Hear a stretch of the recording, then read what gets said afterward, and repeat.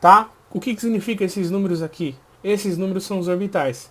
Ó, lembra, o L valendo 0 indica que o subnível é o S, tá? Certo? Então o valor de ml, ou seja, o valor que fala sobre o orbital, só pode ser um valor.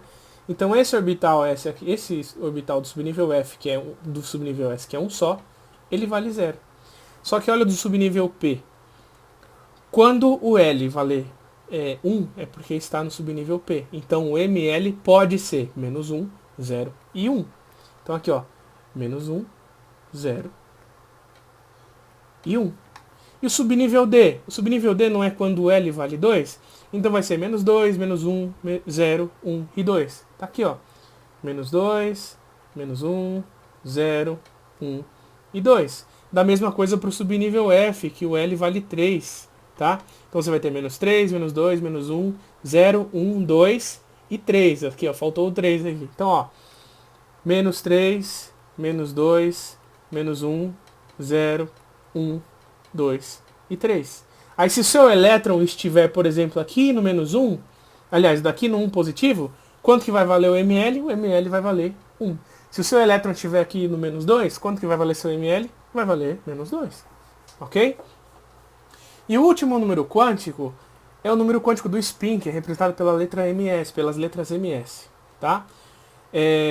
O spin tem a ver com o sentido de rotação do elétron dentro do orbital. E dois elétrons no mesmo orbital não podem ter o mesmo sentido de rotação, porque o elétron tem carga elétrica, certo? O elétron tem carga elétrica negativa. Se você tem spin, e toda vez que uma carga elétrica negativa gira, ela produz um campo magnético, ok? Então aqui você tem um elétron, esse aqui é o eixo de rotação do elétron. Então se ele gira, né, por exemplo, no sentido anti-horário, ele vai criar um campo magnético.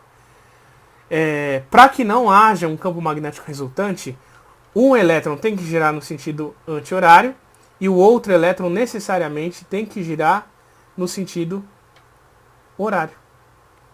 Ok? Um girando no anti-horário, um no sentido horário, para que esse campo magnético seja anulado.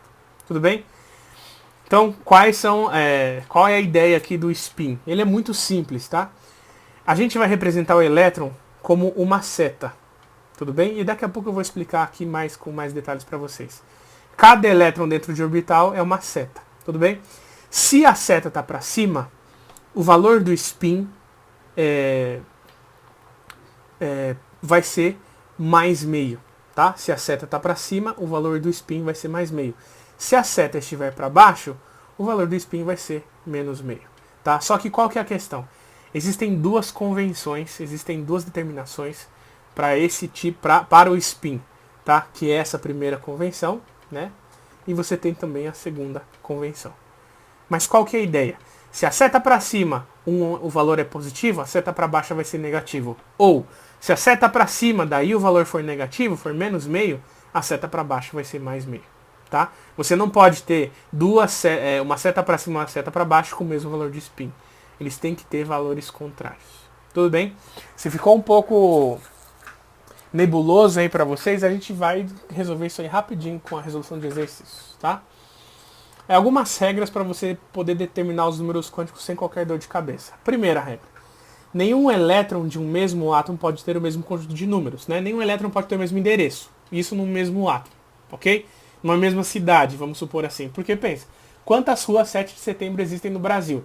Quantas ruas 7 de setembro no bairro Centro e Casa 11 existem no Brasil? Existem muitas, mas cada cidade, né, é a cidade que vai diferenciar. Aqui é a mesma forma. Vamos supor que o átomo fosse a cidade. Então nenhum elétron na mesma cidade pode ter o mesmo conjunto de números quânticos, ok?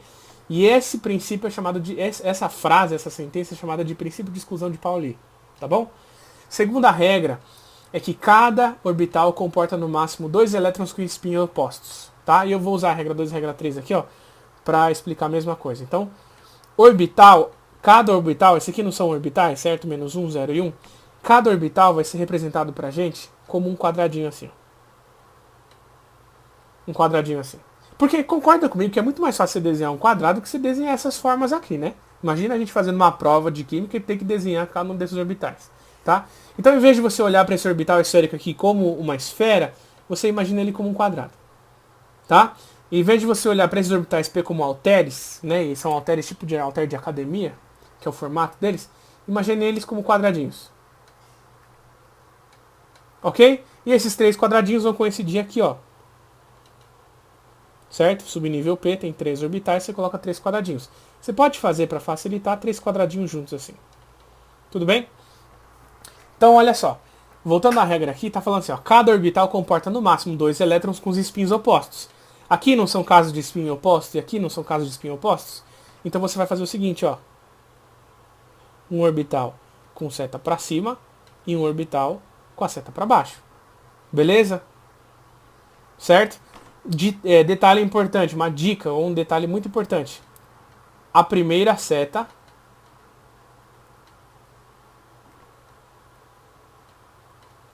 do orbital, tá? É sempre para cima. Sempre. E vocês sabem que na química o sempre é muito raro, tá? Tudo bem? A primeira seta do orbital é sempre para cima. Então, sempre que você for preencher o orbital, você primeiro coloca a seta para cima. Tá bom? E última regra. Elétrons em um mesmo subnível, ou seja, se eu estou falando do subnível S, subnível P, subnível D, elétrons de um mesmo subnível tendem a permanecer desemparelhados com spins paralelos. Então pensa comigo aqui, ó.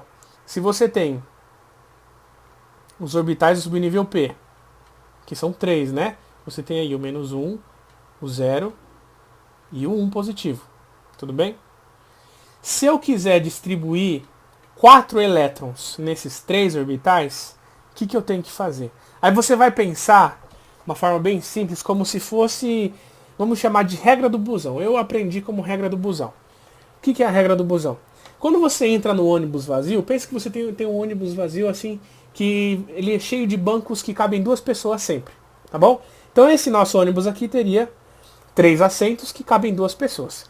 Se tem uma pessoa sentada em um banco, se você vai entrar no ônibus ali para sentar, você vai sentar do lado dela, sendo que tem outros lugares vazios.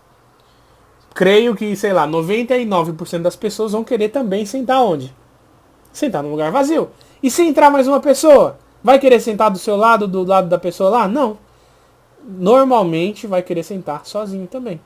Porém, se entrar a quarta pessoa, ela tem opção de lugar vazio? Não tem não. Então o que vai ter que fazer? Vai entrar e vai sentar do lado de alguém. Certo? Só que lembra, os spins têm que ser opostos. Uma seta é para cima, outra seta é para baixo. Entrou mais uma pessoa e entrou mais uma pessoa. Aí não cabe mais ninguém. Tudo bem, aí você tem que pegar o próximo ônibus, que seria o próximo subnível. Certo? Tudo bem? Então, quando você tem a situação, gente, ó, que você tem assim 2 elétrons assim, né? Um que está sozinho no orbital, você fala que eles estão desemparelhados. Desemparelhados. Ok?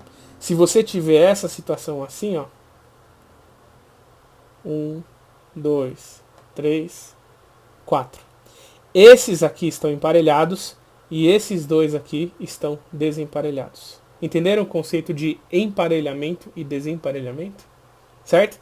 Elétrons emparelhados, esses 2 aqui, e elétrons desemparelhados. Tá bom? Essa regra, né, de cada um sentar num banquinho é chamada de regra de Rand. Certo? Vamos para os exercícios então.